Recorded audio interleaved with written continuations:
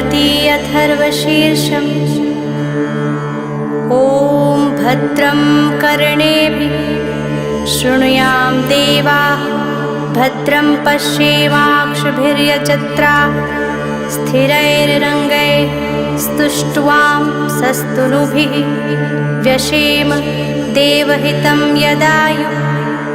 ॐ स्वस्ति न इन्द्रो वृद्धश्रवाः, स्वस्ति नः पूषा विश्ववेदाः, स्वस्ति नस्तार्क्ष्यो अरिष्टनेमिः, स्वस्ति नो बृहस्पतिर्दधातु। ॐ शान्ति शान्ति शान्तिः।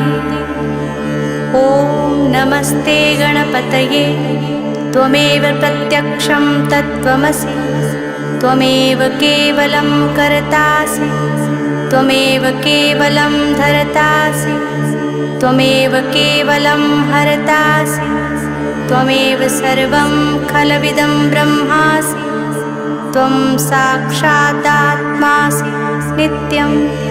ऋतं वच्मि सत्यं वच्मि, अवत्वं माम् अववक्तारम् अवश्रोतारम् अवदातारम् अवधातारम् अवनुजानम् अवशिष्यम् अवपश्चात्तात् अवपुरस्तात् अवोत्तरात्तात् अवदक्षिणात्तात् अवचोर्ध्वात्तात् अवाधस्तात् सर्वतो मां पाहि पाहि समन्तात्।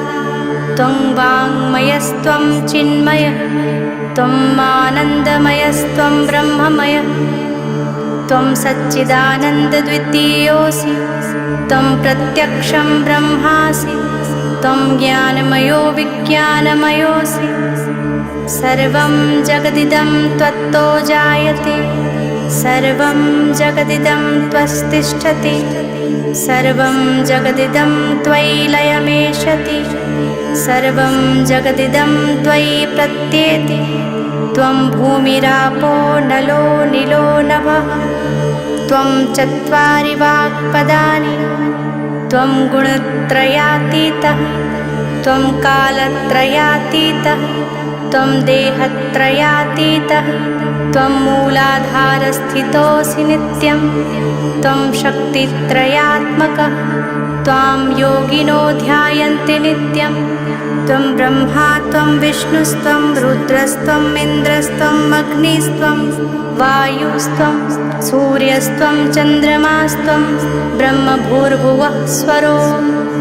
गणादिं पूर्वमुच्चार्य वर्णादिं तदन्तरम् अनुस्वारः परतरः, अर्धेन्दुलसितं तारेण रुद्धम् इत्येतव मनुस्वरूपं। ककारः पूर्वरूपम्, अकारो मध्यरूपम्, अनुस्वारश्चान्त्यरूपं, बिन्दुरुत्तररूपं, नादः सन्धानं, संहिता सन्धिः। सैषा गणेशविद्या गणकऋषिः, निश्चिद्गायत्री छन्दः, गणपतिर्देवता। ॐ गं गणपतये नमः। एकदन्ताय विद्महे वक्रतुण्डाय धीमहि, तन्नो दन्ती प्रचोदयात्।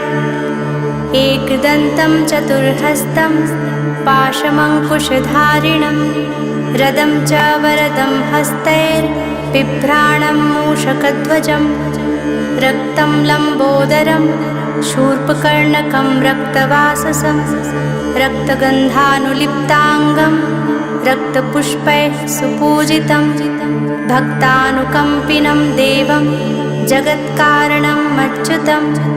आविर्भूतं च सृष्ट्यादौ प्रकृतेः पुरुषात् परम्, एवं ध्यायाति यो नित्यं स योगी योगिनां वरः। नमो व्रात्पतये नमो गणपतये, नमः प्रमथपतये, नमस्तेऽस्तु लम्बोदराय एकदन्ताय, विघ्ननाशिने शिवसुताय श्रीवरदमूर्तये नमः। एतत् अथर्वशीर्षं योधीते स ब्रह्मभूयाय कल्पते, स सर्वविघ्नैर्न बाध्यते। स सर्वतः सुखमेधते स पञ्चमहापापा प्रमुच्यते सायमधीयानो दिवसकृतं पापं नाशयति प्रातर्धीयानो रात्रिकृतं पापं नाशयति सायं प्रातः प्रयुञ्जानो अपापो भवति सर्वत्राधीयानोपविघ्नो भवति धर्मार्थकाममोक्षं च विन्दति इदम् अथर्वशीर्षम् अशिष्याय न देयं यो यदि मोहात् दास्यति स पापीयान् भवति सहस्रावर्तनात् यं कामं धीते तं तमनेन साध्येत् अनेन गणपति अभिषिञ्चति स वाग्मी भवति चतुर्थया मनस्नं जपति स विद्यावान् भवति इत्यर्थवणवाक्यं ब्रह्मात्यावरणं विद्यात् न बिभेति कदाचनेति यो दुर्वाङ्कुरैर्यजति स वैश्रवणोपमो भवति यो लाजैर्यजति स यशोवान् भवति स मेधावान् भवति यो मोदकसहस्रेण यजति स वाञ्छितफलम् अवाप्नोति यः साज्यसमिद्भिर्यजति स सर्वं लभते स सर्वं लभते अष्टो ब्राह्मणान् सम्यक् ग्राहीत्वा सूर्यवर्चस्वी भवति सूर्यग्रहे महानद्या प्रतिमासन्निधौ वा जप्त्वा सिद्धमन्त्रो भवति महाविघ्नात् प्रमुच्यते महापापात् प्रमुच्यते महादोषात् प्रमुच्यते स सर्वविद् भवति स सर्वविद् भवति